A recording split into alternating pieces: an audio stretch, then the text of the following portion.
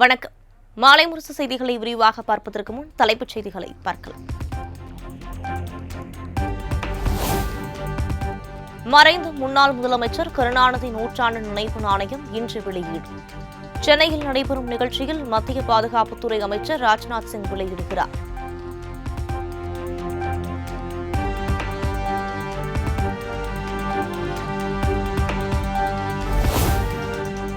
காஞ்சிபுரம் மாவட்டம் வல்லம் வடகால் கிராமத்தில் 706 கோடி ரூபாய் செலவில் பெண்களுக்காக கட்டப்பட்டுள்ள பிரம்மாண்ட தங்கும் விடுதி முதலமைச்சர் மு க ஸ்டாலின் திறந்து வைத்தார்.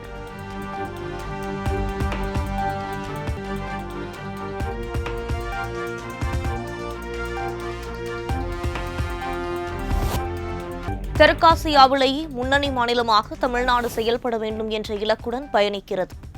தொழில்துறைக்கு சாதகமான அனைத்து அம்சங்களையும் கொண்ட மாநிலமாக தமிழ்நாடு திகழ்வதாக முதலமைச்சர் மு க ஸ்டாலின் பெருமிதம். இந்தியாவிலேயே பன்முகத்தன்மையோடு தொழில்துறைக்கு சாதகமான எல்லா அம்சங்களும் ஒருங்கமையப்பெற்ற மாநிலமா தமிழ்நாடு விளங்கி வருது. இந்தியாவிலேயே பன்முகத்தன்மையோடு தொழில்துறைக்கு சாதகமான எல்லா அம்சங்களும் ஒருங்கமையப்பெற்ற மாநிலமா தமிழ்நாடு விளங்கி வருது. இந்தியாவிலேயே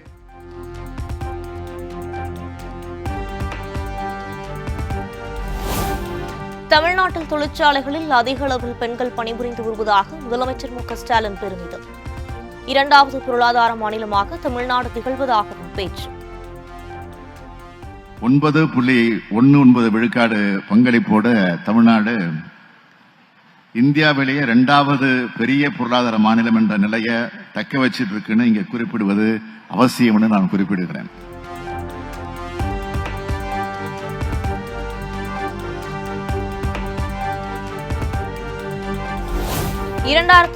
ஆண்டிற்குள் $1 டிரில்லியன் பொருளாதார வளர்ச்சியை அடைவதற்கான தமிழ்நாட்டின் முயற்சியில் ஆதரவளித்த யங்லீவுக்கு நன்றி. வெற்றிகரமான வணிக நடவடிக்கைகளுக்கான அனைத்து தேவைகளையும் பூர்த்தி செய்வதில் உறுதியாக இருப்பதாகவும் முதலமைச்சர் மு க ஸ்டாலின் எக்ஸ் தளத்தில் பதிவு.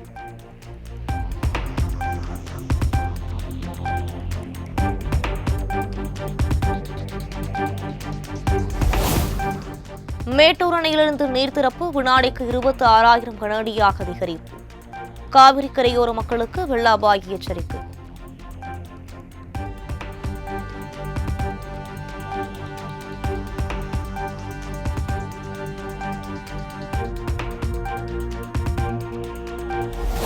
கன்னியாகுமரி, தென்காசி, நெல்லை ஆகிய 3 மாவட்டங்களில் இன்று மிக கனமழைக்கு வாய்ப்பு.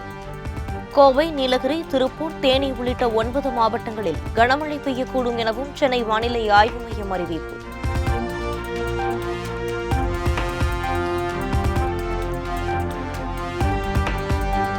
நீலகிரி, கோவை மாவட்டங்களில் நாளை மிக கனமழை பெய்யக்கூடும்.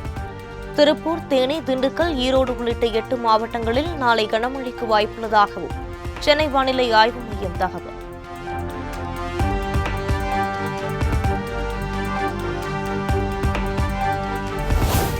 விவசாயிகளால் பெரிதும் எதிர்பார்க்கப்பட்ட அத்திக்கடவு அவிநாசி திட்டம் தொடக்கம். முதலமைச்சர் மு க ஸ்டாலின் காணொலி காட்சி மூலம் தொடங்கி வைத்தார்.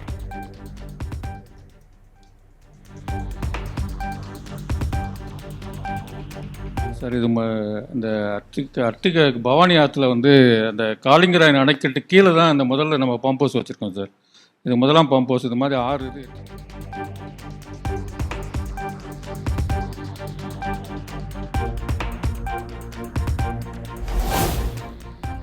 அத்திக்கடவு அவிநாசி திட்டத்தால் பயன்பெறும் கோவை, ஈரோடு, திருப்பூர் மாவட்டங்கள் 50 ஆண்டுகால கனவு நிறைவேறியுள்ளதாக விவசாயிகள் மகிழ்ச்சி.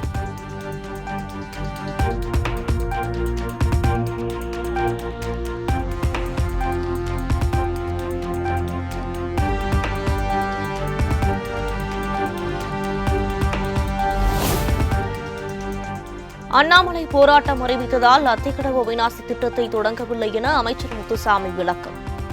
உபரி நீர் வந்த காரணத்தால் தான் திட்டம் தொடங்கப்பட்டுள்ளதாக பேட்டி. சகோதரர் அண்ணாமலை சொல்லுகிற பொழுது கூட நாங்கள் போராட்டம் அறிவித்த காரணத்தால் தான் இன்றைக்கு தண்ணீர் திறக்கப்படுகிறது என்று சொன்னார். அது நம்ம தப்பு. அப்படி இல்லை.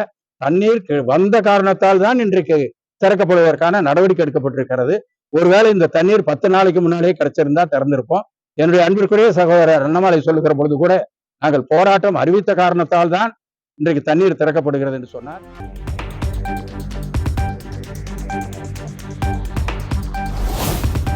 அதிமுக ஆட்சியில் அத்திக்கடவு அவிநாசி திட்டத்தில் 90 விழுக்காடு பணிகள் முடிந்திருந்தது. தொடர் அழுத்தம் காரணமாகவே தமிழ்நாடு அரசு தற்போது செயல்படுத்தியுள்ளதாக எடப்பாடி பழனிசாமி விளக்கம்.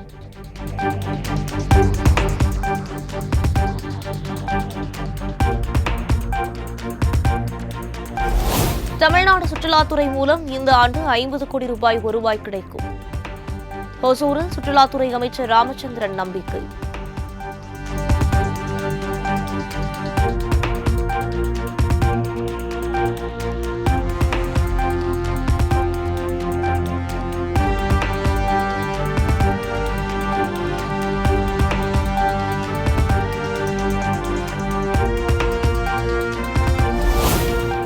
விவசாய பயன்பாட்டில் இல்லாத இலவச மின் இணைப்புகளை கணக்கெடுத்து அறிக்கை தாக்கல் செய்ய வேண்டும்.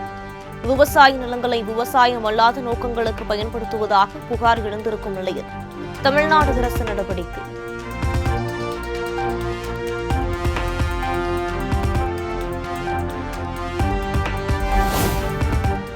சென்னை மெரினா கடற்கரையில் பிரம்மாண்ட திரையில் திரையிடப்பட்ட சிவாஜி மற்றும் வசூல் ராஜா MBBS திரைப்படங்கள் விசில் அடித்து உற்சாகத்துடன் கண்டு ரசித்த பொதுமக்கள்.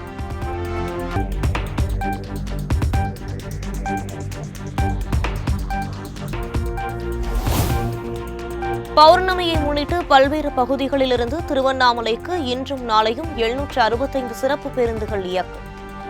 பொதுமக்களின் வசதிக்காக தமிழ்நாடு அரசு போக்குவரத்து கழகம் அறிவிப்பு.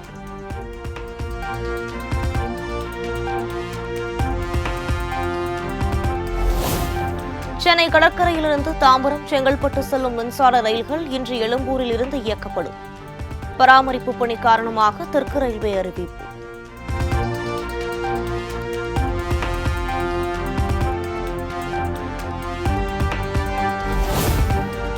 திருவண்ணாமலை மாவட்டம் வந்தவாசியில் விநாயகர் சிலைகள் தயாரிக்கும் பணிகள் தீவிரம். 1000 ரூபாய் முதல் 25,000 ரூபாய் வரை விற்பனை.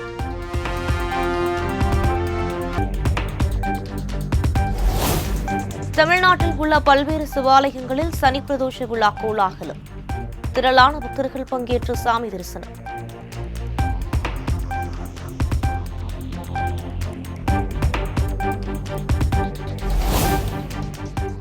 பாஜக ஆட்சி இல்லாத மாநிலங்களில் அந்த மாநில ஆளுநர்களால் தொல்லை கொடுக்கப்பட்டு வருகிறது.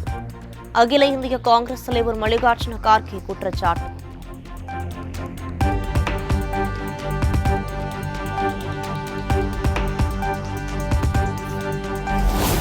சுகாதார பணியாளர்கள் மீதான வன்முறையை தடுக்க நாடு தழுவிய சட்டம் இயற்ற வேண்டும்.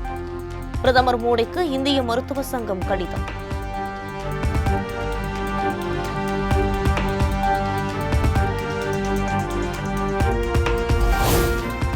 மருத்துவர்களின் பாதுகாப்பு தொடர்பான பரிந்துரைகள் பெறுவதற்கு குழு அமைக்கப்படும். நாடு முழுவதும் மருத்துவர்கள் போராட்டம் நடத்திய நிலையில் மத்திய அரசு அறிவிப்பு.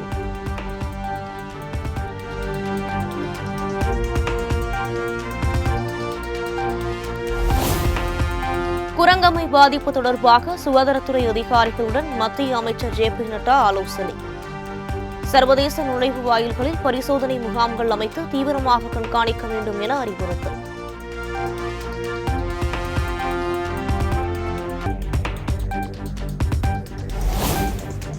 மத்திய வெளியுறவுத்துறை அமைச்சர் ஜெய்சங்கர் இன்று குவைத் பயணம். இருதரப்பு உறவுகளின் பல்வேறு அம்சங்கள் குறித்து அந்நாட்டு பிரதிநிதிகளுடன் ஆய்வு மேற்கொள்கிறார்.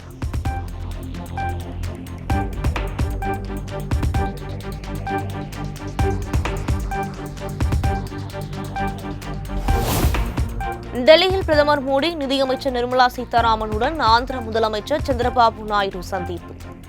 பல்வேறு திட்டங்களுக்கு தேவையான நிதியை உடனே விடுவிக்குமாறு கோரிக்கை.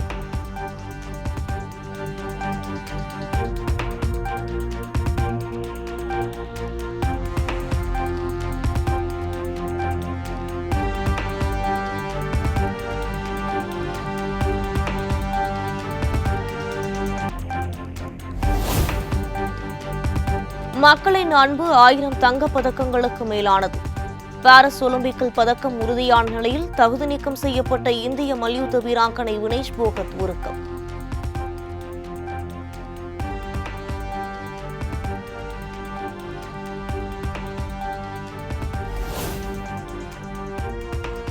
இந்தியாவில் இனி பகலிரவு டெஸ்ட் போட்டிகள் நடைபெறாது. இந்திய கிரிக்கெட் கட்டுப்பாட்டு வாரிய செயலாளர் ஜெய்ஷா அதிரடி அறிவிப்பு.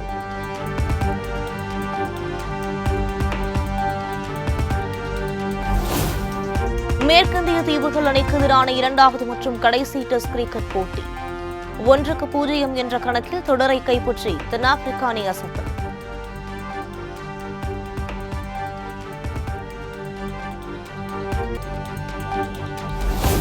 சென்னை நுங்கம்பாக்கம் காவல் நிலையத்தில் இசையமைப்பாளர் யுவன் சங்கர் ராஜா மீது புகார். 20 லட்சம் ரூபாய் வீட்டு வாடகை பாக்கியை செலுத்தாமல் இரவோடு இரவாக வீட்டை காலி செய்ய முயற்சித்ததாக உரிமையாளர் குற்றச்சாட்டு.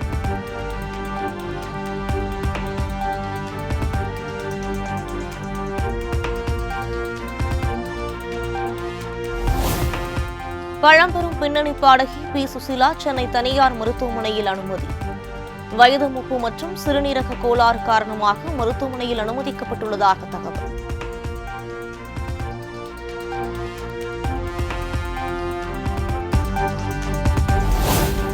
கோட் திரைப்படத்தின் ட்ரெய்லரை பார்த்துவிட்டு விஜய் மற்றும் படக்குழுவை பாராட்டிய நடிகர் அஜித்குமார். சென்னையில் நடைபெற்ற கோட் படத்தின் செய்தியாளர் சந்திப்பில் இயக்குநர் வெங்கட் பிரபு பேச்சு.